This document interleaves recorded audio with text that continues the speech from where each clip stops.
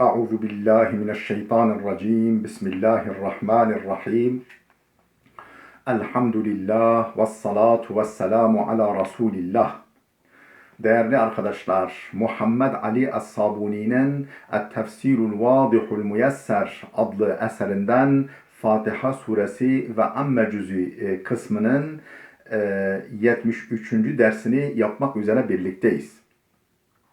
Geçen dersimizde Felak suresinin tefsirini bitirmiştik. Tam olarak Tefsiru Suretin Nas, Nas suresi tefsirinin başına gelmiştik. Nas suresi Felak suresinin devamı niteliğindedir. İçerik olarak onun devamı gibidir. Mekke'de nazil olmuştur. Medine'de nazil olduğunu söyleyenler de vardır. Adını her ayetinin başında yer alan, daha doğrusu sonunda geçen "Kul a'udhu bi rabbin nas, melikin nas" diye devam ediyor. Bu nas kelimesinden almaktadır. 6 ayettir ve hemen hemen her ayetinin sonunda min şerril vesvasil hannas hariç her ayetin sonunda en-nas kelimesi geçmektedir. İsmini buradan almaktadır. Yine tıpkı Felak suresinde olduğu gibi her türlü tehlikeye karşı Allah'a, insanların Rabbine, sultanına, ma'buduna sığınmayı, bilhassa insi ve cinni şeytanların şerrinden Allah'ın yardımıyla korunmayı telkin eden, öğreten bir suredir. Önce bir meal verelim, ardından dönüp tefsirimizi okuyalım. Bismillahirrahmanirrahim. Kul a'udhu bi rabbin nas, melikin nas, ilahin nas, min şerril vesvasil hannas, ellezî yuvesvisu fî sudûrin nas, minel cinneti vel nas. Kul de ki ya Muhammed, a'udhu bi rabbin nas. Ben insanların Rabbine sığınırım. Melikin nas, insanların sultanına, hükümdarına, sultanına. İlahin nas, insanların ma'buduna, tanrısına. Sığınırım neyden, neye karşı? Min şerril vesvasil hannas. O sinsi şeytanın şerrinden. Yani kötü telkinlerde bulunup geri çekilen, yani vesvese verip geri çekilen sinsi şeytanın şerrinden. Ellezî, öyle şeytan ki yuvesvisu fî sudûrin nâsi, insanların gönlüne vesvese verir, kötü sinyaller gönderir, kötü telkinlerde bulunur, kötü şeyler empoze eder. Minel cinneti vel nâs. Bu şeytan cinlerden de olur, görünmez varlıklardan da olur ve nas, görünen varlıklardan da olur. Yani insi şeytan da olabilir. Yani ister insi şeytan olsun, ister cinli şeytan olsun. İster görünen şeytan olsun, ister görünmeyen şeytan olsun. Yani öyle şeytanlaşmış insanlar da var. Yani onların da şerrinden Allah'a sığınırım. Mealimizi verdik. Şimdi dönüp tefsirimizi okuyalım. Bismillahirrahmanirrahim. Kul a'udhu bi rabbin nas, melikin nas, ilahin nas, min şerril vesvasil hannas. Hâzihi thânil muavvizeteyni lleteyni nezeleta ala Resulillah. Bu Hazreti Peygamber'e, Allah'ın elçisine inmiş olan iki muavviz, yani iki Allah'a sığındıran, Allah'ın himayesine aldıran surelerin ikincisidir. İki surenin ikincisidir. Ve fîhel isticaratu vel ihtima'u bi rabbil erbab. Ve fîhima, bu iki surede yer alır el isticaratu, korunma, vel ihtima'u, sığınma, bi rabbil erbab, Rabların Rabbi, Rablar Rabbi, sultanlar sultanı, Rab diye bilinen varlıkların Rab, onların da Rabbi olan Allah Teala'ya sığınma ve onunla korunmayı içerir. Neye karşı? Min şerri a'dal a'da, iblisil la'in ve a'vanihi min şeyatinil insi vel cin.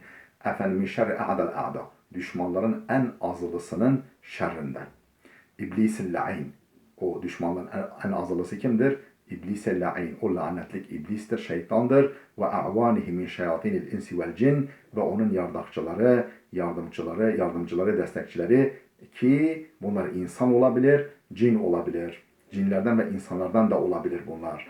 اَلَّذ۪ينَ يَغْوُونَ النَّاسَ بِاَنْوَاعِ الْوَسْوَسَةِ وَفُنُونِ الْاِغْوَاءِ اَلَّذ۪ينَ يُغْوُونَ النَّاسَ İnsanları ihva ederler, insanları şaşırtırlar, yanıltırlar. بِاَنْوَاعِ الْوَسْوَسَةِ Türlü türlü vesveselerle, türlü türlü kötü telkinlerle وَفُنُونِ الْاِغْوَاءِ Türlü çeşit enva-i çeşit ihvalarla, ihfallerle, saptırmalarla insanları şaşırtırlar, yanıltırlar. İşte böylesi şeytanların şerrinden Allah'a sığınırım. Vel ma'na. Surenin verdiği mesaj şudur. Ya eyyuhar Resulü. Kul ya eyyuhar Resulü. Ey elçim, ey Muhammed de ki, tabi Muhammed Efendimizin şahsında hepimize de hitaptır. İnni a'tasimu ve elteci'u ve esteciru bi haliqin nas ve murabbihim ve mudabbiri erzakihim ve şuunihim. İnni a'tasimu ben sığınıyorum ve elteci'u korunuyorum, sığınıyorum ve esteciru himayesine giriyorum. Bi haliqin nas insanların yaratıcısının ve murabbihim terbiye edicisinin yani kemale erdiricisinin küçük bir hücreden alıp mükemmel bir insan haline getirenin, ruhen ve bedenen onu geliştirenin himayesine sığınıyorum ve mudabbiri erzakihim ve şuunihim onların erzakının ve işlerinin çekip çeviricisi olan Allah'a sığınıyorum. Melikin nas o ki insanların sultanıdır. Ey maliki cemi'al halqi hakimine ve mahkumin muluken ve şuuben. Bütün mahlukatın maliki, sultanı, hükümdarı, hakimine ve mahkumin. İster bunlar hakim olsunlar, hükümdar olsunlar, isterse yönetilen olsunlar. İster yöneten, ister yönetilen olsun. Muluken ve şuuben. İster kral, ister halk, ister yönetici, ister sıradan yönetilen halk olsun. Hepsinin maliki, hepsinin sultanı ve sahibi olan Allah'a sığınırım. وَهُوَ الْمُتَصَرِّفُ ف۪يهِمْ بِالْاِحْيَاءِ وَالْاِمَاتَةِ وَالْعِزِّ وَالذِّلِّ وَالْغِنَى وَالْفَقْرِ bütün insanlarda tasarruf eden, onları çekip çeviren O'dur. Ne ile? Onlarda tasarruf eden, onları çekip çeviren bil-ihya'i vel-imateti hayat vermek ve ölüme mazhar etmekle. Hayat vermekle ve öldürmekle. Hayat vermekle ve ölüme mazhar etmekle. Vel-izzi ve-zulli izzet vermekle, güç kuvvet vermekle, zillete duçar etmekle.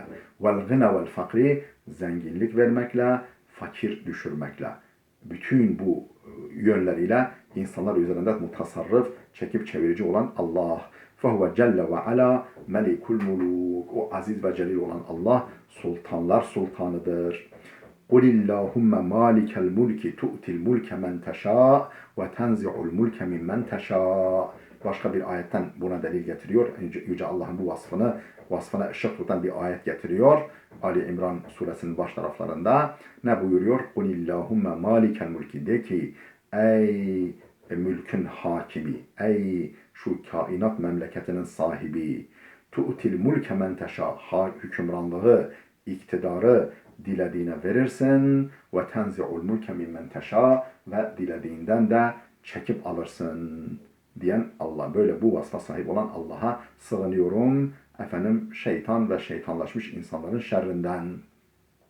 ثُمَّ قَالَ Teala sonra Allah Teala devamla şöyle buyuruyor. İlahin nas. Yani o nedir? İşte Melikin Rabbin nas, Melikin nas, İlahin nas. İnsanların ilahıdır. Ey huve celle ve ala Rabbuhum ve ma'buduhum. İnsanların Rabbi ve Tanrısı, ma'budu da O'dur. La Rabbe lehum sivahu ve la ma'bude yestahikul ibadete gayruhu. Yani onun dışında onlar için Rab yoktur. İnsanlar için onun dışında Allah'tan gayri Rab yoktur. Ve la ma'bude yestahikul ibadete gayruhu. Ondan başka ibadeten mustahak, ibadeten layık olan da yoktur. Vasafa Teala nefsehu bil meliki ve bil ilah.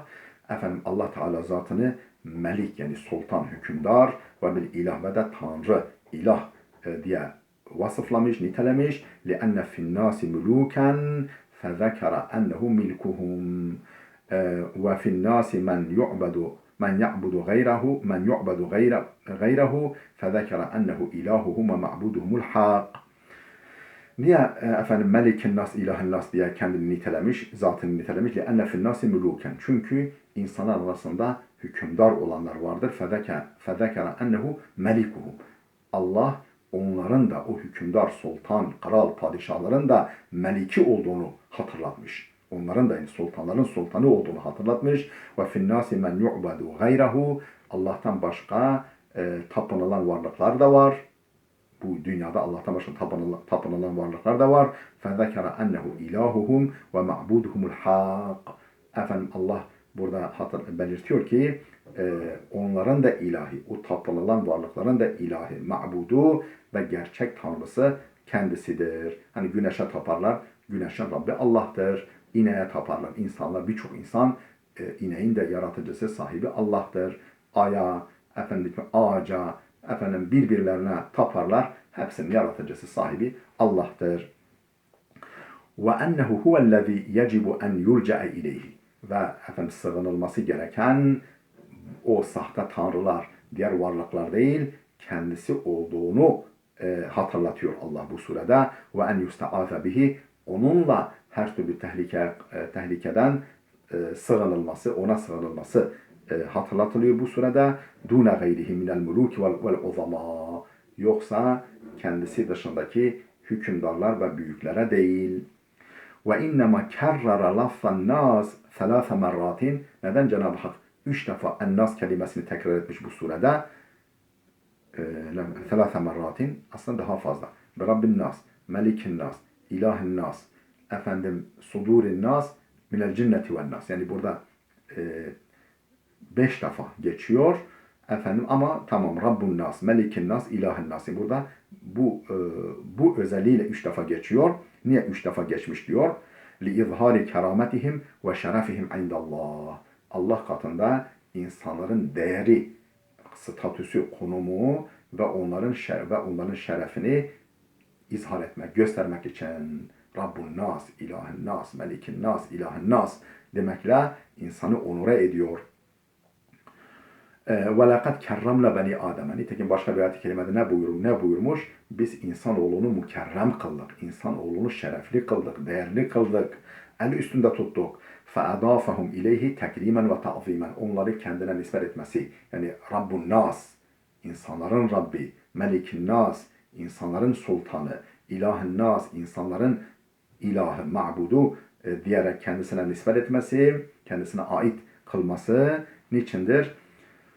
Tekrimen ve ta'zimen. Onları onure etmek ve onları yüceltmek içindir. Ve li beyanil i'tinai bi şe'nihim. Onların durumuna Allah'ın ne kadar itina, özen gösterdiğini göstermek içindir. Ve fit tekrari azza lehum, izzun lehum ve fahar. Bu ifadenin nas diye tekrar edilmesinde insanlar için bir izzet vardır ve bir fahr, övünç vardır. Kema kâlel kâilu. Nitekim bir şair şöyle demiş. اَعِدْ ذِكْرَ نُعْمَانَ لَنَا اِنَّ ذِكْرَهُ هُوَ الْمِسْكُ مَا كَرَّرْتَهُ يَتَضَوَّعُوا. اَعِدْ ذِكْرَ نُعْمَانَ لَنَا. Bizim için Nu'man'ı anlat. Bizim için Nu'man'dan bahset. Tekrar et, tekrar onun adını an. İnne zikrehu. Nu'man isimli şahıs, yani bu Arap şairi. Nu'man isimli şahsın adını tekrar an. İnne zikrehu, çünkü onun adının anılışı huvel misku, tıpkı misk gibidir. Hoş kokulu bir esans gibidir. Ma kerrertehu yetadavva'u. Ne kadar tekrar edersen o kadar hoş koku salar. O kadar hoş koku verir. Emmel musta'azu minhu fehuve şeytanur racim. Peki bu surede kendisine sığınılan Allah. Böyle bir zat. Peki kimden Allah'a sığınılıyor? Musta'azu min kimdir? Fehuve şeytanur racim. Şeytan-ı racimdir. Ve lihaza kâle. Bunun için şöyle buyurmuş. Değerli dostlar, burada dursun. Videomuz çok fazla uzamasın. Gelecek ders inşallah bu Sure-i Celile'yi bitireceğiz. Gelecek dersimize kadar Allah'a emanet olun.